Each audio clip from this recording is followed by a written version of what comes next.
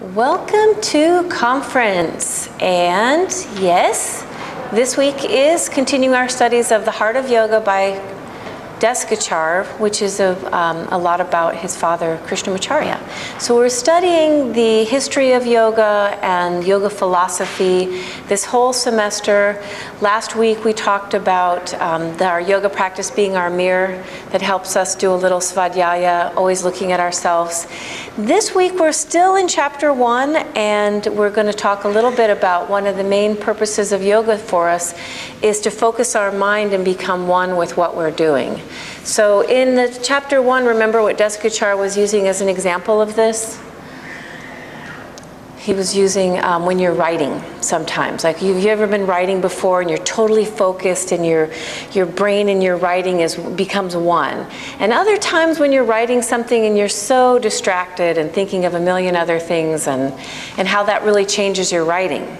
So, we're saying in this Eastern philosophy, this is a very old philosophy of trying to become one with what we're doing. So that is the latter limbs of the 8 limbs of Ashtanga. It's pratyahara, dharana, dhyana. This idea of dharana is to hold, and what we're trying to hold is our mind. And so Ashtanga is this beautiful practice where we have this breath and we add this movement and this drishti, this place where we look, to try to hold our mind and become one with what we're doing.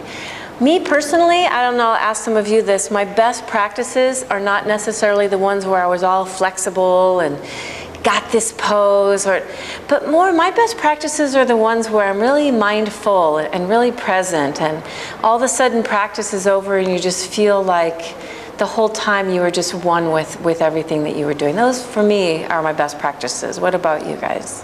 Feel that way too? This is where you just go, yeah, sure, Diane. I feel that way. Where in your practice do you feel the most that even if you come in here and your mind is all over the map, where do you feel like you come to your practice and your practice right away like trains your mind to get in gear and hold? Anybody like have a sense of what that is for you? It can be different for everybody. Chaturanga, that was one of the things that I had said on Sunday. For me personally, but I think for a lot of us, and it's because the Chaturanga is a strength, it requires strength, and it's hard, right, to hold Chaturanga. So it's one of the things that is easier for us to focus our mind when you're doing a physically challenging thing. I think when you're in Chaturanga night, I was like, what am I going to make for dinner tonight, right? No, usually when you're in Chaturanga, you're holding that and waiting for either yourself and Mysore or for the teacher to call out the next. Then the next pose is so brilliant. What's the next pose after Chaturanga? It's up dog, and we're going to talk a little bit today about this idea of flow. So we go from strength right into this big inhale and flow into this heart-opening pose. And that combination is this really beautiful combo of holding us present in a way that has this fluidity. So this again is old Eastern philosophy, this idea of being one with the thing that we're doing. There is a very famous Hungarian psychologist in positive psychology named Mihaly Csikszentmihalyi, and he wrote a book that became a bestseller internationally called Flow. And in that book, he really describes a state of being for us when we become one with the thing that we're doing. And he says, when you're in this state of flow, or some people, or he's also coined it as the zone.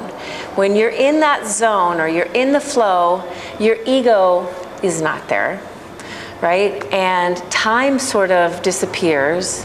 You're not hungry, you're just in it, right? And when we're in this place, it's really powerful. It's the difference between doing anything mindlessly and completely mindfully is that flow. One of the ways he describes it as well, that I love this description for us as Ashtangis, he said it's also when the physical challenge or the mental challenge is one with your ability, and you kind of match these two to come into this one state. So again, if you think of something like Chaturanga, we're able to become one with Chaturanga when we can actually have the strength to hold it, and then it's and then it holds our mind there at the same time. I was at the ocean on Friday, And I was just sitting there doing my breath practice and listening to the sound of the ocean, and it reminded me of being in a practice and hearing everyone's breath. You know, some translations of Ujjayi breath is ocean breath because of that beautiful sound. And I was listening to the sound, and it was the waves were so beautiful that day, coming in and coming out. And as the waves were coming in and they were coming out, I thought about the teaching for this week about the flow. And I thought, wow, that is exactly how it is when you're in the flow. You move into Chaturanga. You flow into up dog. You flow into down dog.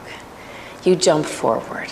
You know, and it has this rhythm to it, and it has this way of that breath and movement really holding us in this place. And I thought of how the waves moved out and the waves moved in. It was just holding my mind in that same way. And then like a larger set of waves would come in, and I thought, oh, that's my back bends. You know, the challenge is a little bit greater, the wave's a little bit higher, but you stay in that flow and you move through that. And really, you know, Ashtanga's meant to, even as the waves get bigger, like even then, like keep us in that state of flow. So, you know, I was thinking for myself and as your teacher, like where do I see you guys kind of fall apart from that beautiful wave analogy, you know? And one of the places I see it fall apart a little bit is like headstand. I noticed that even though in Ashtanga, headstand is a 2 vinyasa entrance, right? Sapta, we set it up. Ashta, we move into the asana. But oftentimes I notice people get their towels out and they're monkey button around and scooching things over here and scooching things over there. And sometimes I'm already on the second breath before the rest of the class comes into headstand. And you know, as we were talking about learning to inhale into our vinyasa entrances, really very much the same with our headstand, is to think of that's just one way to think of a larger set of waves coming in, but you staying in that beautiful flow of the practice, in that zone state. Because anything we do in our practice that breaks us from that rhythm of the wave, breaks us from really being in that zone, you know, that we're really trying to accomplish. So kind of coming back to this idea of being in the zone, it's this old philosophy. You know, if you read the book by our therapist, Csikszentmihalyi, the very first paragraph of the very first chapter, he's quoting Aristotle. You know, so I bring that to you because this is old stuff from our lineage, from our practice.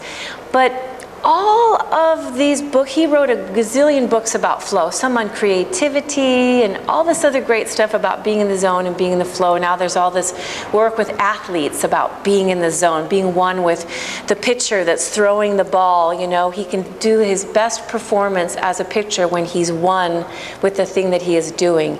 His hand is moving forward, throwing this ball, right?